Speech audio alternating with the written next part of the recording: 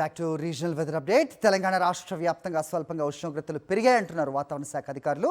ఈ నెల చివరి నుంచి మరింత ఉష్ణోగ్రతలు పెరిగే అవకాశం ఉందని చెప్తున్నారు. సాధారణం కంటే ఈ ఏడాది ఎండలు మండిపోతాయంటున్నారు. అయితే అల్పపీడనంతో అక్కడక్కడ చిరుజల్లులు ఉంటాయి అంటున్న వాతావరణ శాఖ అధికారి ధర్మరాజుతో మా ప్రతినిధి సుష్మిత మాట్లాడారు. తెలంగాణ రాష్ట్ర వ్యాప్తంగా పగటివేళ ఉష్ణోగ్రతలు పెరుగుతూ వస్తూ ఉన్నాయి. ఇక ఎండాకాలం మొదలవుతూ ఉండడంతో రాబోయే రోజుల్లో ఏ విధంగా ఉంటుంది ఏంటి అడిగి తెలుసుకునే ప్రయత్నం చేద్దాం. ప్రస్తుతం మనతో వాతావరణ శాఖ అధికారి ధర్మరాజు గారు ఉన్నారు. ఒకసారి మాట్లాడించే ప్రయత్నం చేద్దాం. సరే, ఇక ఎండాకాలం స్టార్ట్ అయిందనే చెప్పాలి. ప్రస్తుతం ఏ విధంగా ఉంది, రాబోయే రోజులు ఏ విధంగా ఉండే అవకాశం ఉంది? ముఖ్యంగా రాష్ట్రంలో కనుక చూసుకున్నట్లయితే దిగువ స్థాయిలో ఆగ్నేయ దిశ నుంచి గాలులు అనేవి వీస్తుండడం వల్ల ఒక విధంగా ఉత్తర తెలంగాణ భాగం కొంచెం వేడిమి వాతావరణం అనేది కనిపిస్తున్నప్పటికీ ఇంకా మధ్య ఇంకా దక్షిణ భాగాల్లో మాత్రం కొంచెం తక్కువగానే ఈ యొక్క ఎండ తీవ్రత అనేది నమోదవుతుంది. నిన్న నమోదైన గణాంకాల ప్రకారం చూసుకున్నట్లయితే అదే ముఖ్యంగా ఉత్తర తెలంగాణ జిల్లాలో ఉన్నటువంటి ఆదిలాబాద్లో కనుక చూసుకున్నట్లయితే సుమారు 34.8 డిగ్రీల వరకు కూడా ఈ యొక్క ఉష్ణ తీవ్రత అనేది నమోదైంది. ఏది అయినప్పటికీ కూడా రాష్ట్రంలో కనుక నమోదవుతున్న ఈ యొక్క ఉష్ణ తీవ్రత గణాంకాలు కనుక చూసుకున్నట్లయితే ఒక విధంగా 29.4 డిగ్రీల నుంచి సుమారు 34.8 డిగ్రీలు, సుమారు 35 డిగ్రీల వరకు కూడా ఎండ తీవ్రత అనేది కొనసాగుతుంది.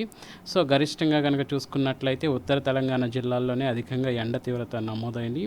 దక్షిణ ఇంకా మధ్యస్థ జిల్లాలకు వచ్చేసరికి కొంచెం వీస్తున్నటువంటి గాలి ప్రభావం కానీ స్థానికంగా ఏర్పడినటువంటి మేఘకృతమైనటువంటి వాతావరణం వల్ల కొంచెం ఈ యొక్క ఎండ అనేది తగ్గిందనే చెప్పాలి. ఒక విధంగా కనిష్ట ఉష్ణోగ్రతలు నమోదవుతున్న గణాంకాలు కూడా చూసుకున్నట్లయితే ముఖ్యంగా మెదక్లో ఈరోజు సుమారు 15 డిగ్రీల వరకు కూడా నమోదైంది. ఇంకా చూసుకున్నట్లయితే మనకి ఇంకా గరిష్టంగా కనుక చూసుకున్నట్లయితే ఈ యొక్క కనిష్ట ఉష్ణోగ్రతల్లోనే ఎక్కువగా మనకి భద్రాచలంలో మనకి ఎక్కువగా 20.8 డిగ్రీల వరకు కూడా నమోదైంది. సో ఒక విధంగా ఈ యొక్క పగటిపూట సాధారణ స్థాయిలో ఉష్ణ తీవ్రత నమోదవుతున్నప్పటికీ కూడా రాత్రి పూట మనకి ఉండేటువంటి కనిష్ట ఉష్ణోగ్రతల్లో కూడా స్వల్పంగా పెరుగుదల అనేది కనిపిస్తుంది. ఒక విధంగా పగటిపూట కొంచెం చల్లదనాన్ని అలాగే రాత్రిపూట కొంచెం వెచ్చదనాన్ని కూడా చూసే అవకాశం అయితే కనిపిస్తుంది.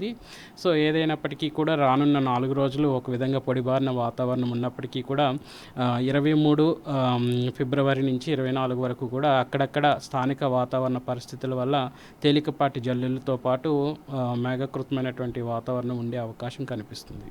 సో ఈ ఏడాది వేసవికాలం పూర్తిగా ఏ విధంగా ఉండే అవకాశం ఉంది? ఉష్ణ తీవ్రత పెరిగే అవకాశం ఉందా? వడగాలులు వీచే అవకాశం ఉందా? ముఖ్యంగా చూసుకున్నట్లయితే ఒక విధంగా సూర్యుడు ఇటు మకర రేఖ నుంచి కర్కట రేఖ వైపు ప్రయాణించే సమయంలో ఒక విధంగా గాలి దిశలో మార్పు అనేది కూడా కనిపిస్తూ ఉంటుంది.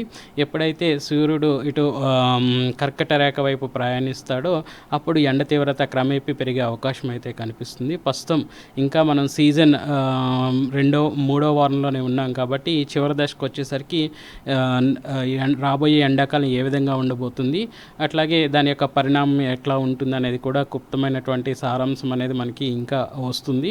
ఒక విధంగా మనం న్యూట్రల్ ఫేజ్ ఆఫ్ లానినాలో నుంచి ఎలినోలోకి ప్రయాణిస్తున్నాం కాబట్టి సాధారణ సగటు కంటే కూడా ఎక్కువగానే ఎండ ఉండే అవకాశం కూడా కనిపించే అవకాశం కనిపిస్తుంది.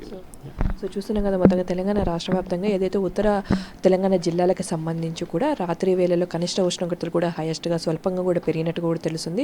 ఉదయం ప్రాంతాల్లో కూడా కొద్దిమేర కూడా చల్లదనంగా ఉన్నప్పటికీ కూడా అక్కడక్కడ స్వల్పంగా పెరిగినట్టు కూడా చెప్తున్నారు. అయితే ఫిబ్రవరి చివరి వారం నుంచి కూడా ఉష్ణోగ్రతలు ఎక్కువగా నమోదయ్యే అవకాశం ఉన్నట్టుగా కూడా చెప్తున్నారు. ఇక అల్పపీడన తీవ్రత ఉన్నప్పటికీ కూడా అక్కడక్కడ మాత్రమే జల్లులు కురిసే అవకాశం ఉన్నట్టుగా కూడా చెప్తున్నారు. ఈ ఏడాది తెలంగాణ రాష్ట్ర వ్యాప్తంగా సాధారణం కంటే ఎక్కువగా కూడా ఉష్ణోగ్రతలు నమోదయ్యే అవకాశం ఉన్నట్టు కూడా వాతావరణ శాఖ అధికారులు చెప్తూ ఉన్నారు. కెమెరామెన్ నారాయణ రెడ్డితో సుష్మిత, సాక్షి టీవీ, హైదరాబాద్.